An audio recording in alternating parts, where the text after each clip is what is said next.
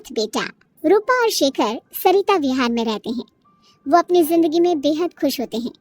दोनों का शौर्य नाम का एक बेटा भी होता है, जिस पर दोनों ही अपनी जान छिड़कते हैं। शेखर, अब तो आप शौर्य को अपनी गोद से नीचे उतार दीजिए, उसके सोने का टाइम हो रहा है। नहीं रूपा, इसे मेरे पास ही रहने दो प्लीज। मैं थोड़ी देर में इसे बिस्तर में सुला दूंगा।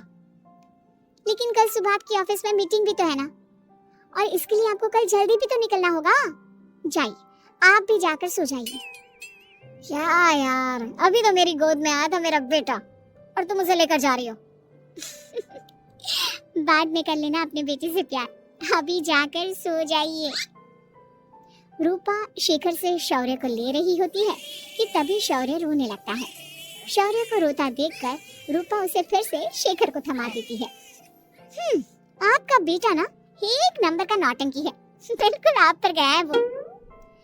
साफ बोलो ना, तुम्हें जलन होती है हम दोनों बाप बेटे का प्यार देखकर। पहले बड़ा तो होने दो तुम शौर्य को, फिर देखना वो सबसे ज्यादा मुझे ही प्यार करेगा। देखते हैं। ऐसे ही दिन बीतते चले जाते हैं और एक दिन कैंसर की बीमारी के चलते रूपा की मौत हो जाती है।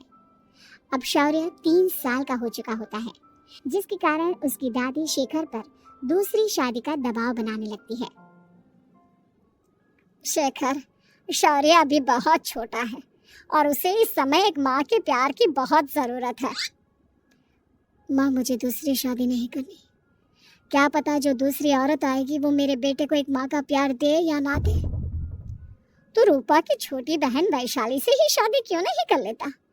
वो तो शौर्य को एक माँ का प्यार पूरा दे सकती है ना। मैंने कहा ना माँ, मुझे दूसरी शादी नहीं करनी, और अपनी ही पत्नी की बहन से तो हरगिज नहीं। ऊपर से अगर रूपा देख रही होगी तो वो क्या सोचेगी? अपने लिए ना सही, लेकिन तुझे शौर्य के लिए तो शादी करनी ही पड़ेगी ना बेटा। शेखर कुछ कहता उससे पहले ही अंजुमन उसे रूपा की कसम दे देती है, जिसके आगे मजबूर होकर शेखर शादी के लिए हामी भर देता है। देखो वैशाली, मैंने तुमसे शादी सिर्फ अपने बच्चे के लिए की है। मैं चाहता हूँ कि तुम उसे एक माँ का भरपूर प्यार दो।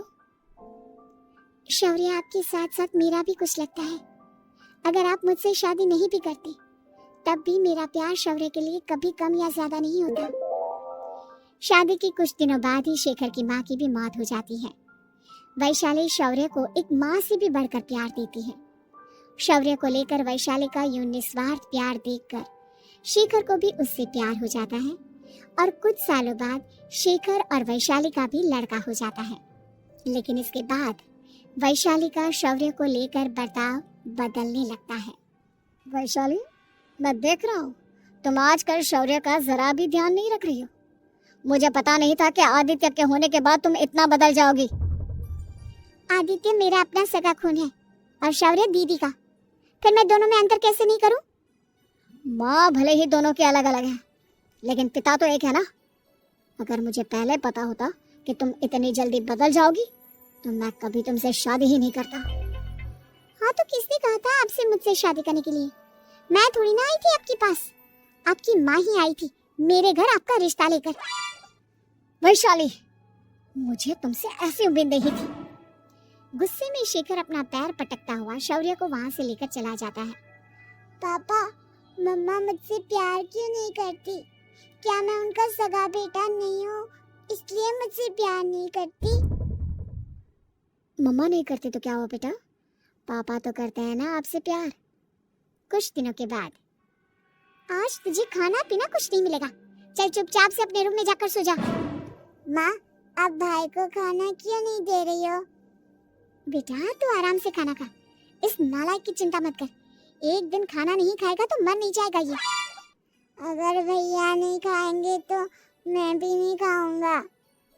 तू अपने भाई का भक्त क्यों बन रहा है? ये तेरा सौतेला भाई है, सगा नहीं जो तू लक्ष्मण बन रहा है। माँ, आपको इतना भी नहीं मालूम, श्री राम और लक्ष्मण सगे भाई नहीं थे। श्री राम माता कौशल्या और लक्ष्मण माता सुमित्रा की कोख से जन्मे थे। दोनों के सिर्फ पिता एक थे, लेकिन माँ अलग थी। मुझे ज्यादा ज्ञान देने की जरूरत नहीं है, ये सतयुग और त्रेता युग नहीं है, समझे? हाँ, बड़ा भाई का चमचा। इतना कहकर वैशाली वहां से चली जाती है, जिसके कुछ टाइम बाद शिखर वहां आता है और आदित्य उसे सारी बात बताता है। मुझे माफ कर दो शौर्य, तुम्हारी माँ के जाने के बाद मुझे दूसरी शादी का फैसला करना ही नहीं चाहिए था। अगर मैं दूसरी शादी नहीं करता तो शायद आज तुम्हारी ये हालत ना होती। नहीं पापा, अगर आप शादी नहीं करते तो मुझे आदित्य जैसा छोटा भाई कभी नहीं मिलता। थैंक यू मुझे इतना अच्छा भाई देने के लिए। तुम दोनों हमेशा ऐसे ही साथ रहना, फिर कोई भी तुम दोनों का कुछ नहीं बिगाड़ पाएगा। चलो, मैं तुम दोनों को आइसक्रीम खिला कर लाता हूँ, बहुत भूख लग रही है ना। शिखर शौर्य और आदित्य को आइसक्रीम दिलाने लेकर जाता है। वो दोनों को पार्क में खड़ा करके आइसक्रीम लेने जा ही रहा होता है, तभी तेज रफ्तार से आती हुई एक गाड़ी उसे कुचल देती है और उसी पल शेखर की मौत हो जाती है, जिसके बाद शौर्य की जिंदगी नर्क से भी बदतर हो जाती है। सुन रही चिरकुट, इस घर के किसी भी सामान को मेरी मर्जी के बगैर हाथ मत लगाना। इन सब पर अब तेरा कोई हक नहीं है, समझा? ठीक है माँ, मैं आपकी इजाजत के बगैर किसी चीज को हाथ नहीं लगाऊंगा। चल जाकर अब पूरे घर की सफाई कर। महज 7 साल का शौर्य वैशाली के कहने पर अपने नन्हे नन्हे हाथों से पूरे घर की सफाई करने लगता है। ऐसे ही दिन बीतने लगते हैं, लेकिन मासी से माँ बनी वैशाली को उस मासूम से बच्चे पर जरा भी तरस नहीं आता। क्यों शौर्य, ये घर में इतनी गंदगी कैसे हो रही है? ढंग से सफाई नहीं की है क्या तूने? माँ, मैंने तो अच्छे से सफाई की थी, लेकिन आदित्य बार बार इधर उधर चलकर गंदा कर देता है। अच्छा, खुद से एक काम ढंग से नहीं होता और अपनी गलतियों का जिम्मेदार मेरे बेटे को ठहराता है। इतना कहकर वैशाली बांस का डंडा उठाकर शौर्य को जोर जोर से मारने लगती है।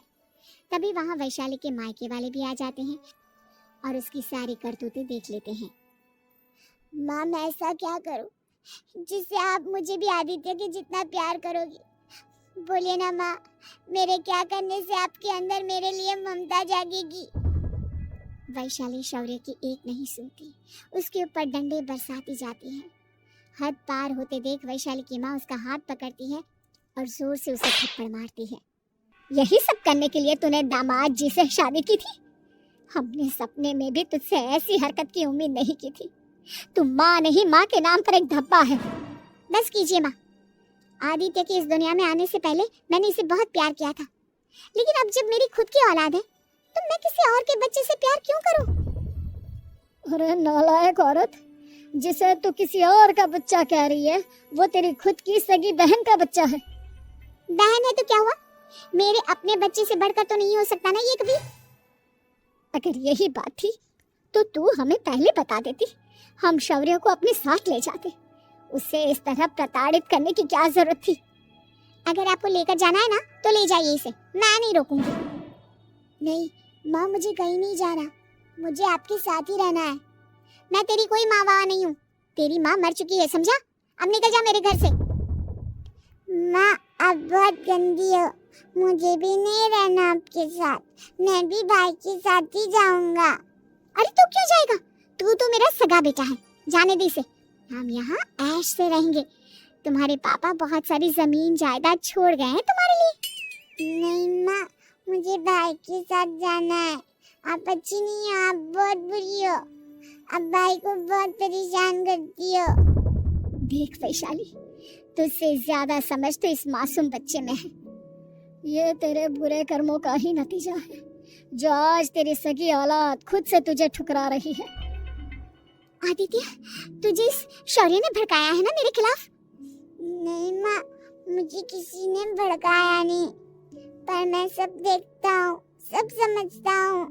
भाई बहुत अच्छा है, वो आपकी जैसा नहीं है।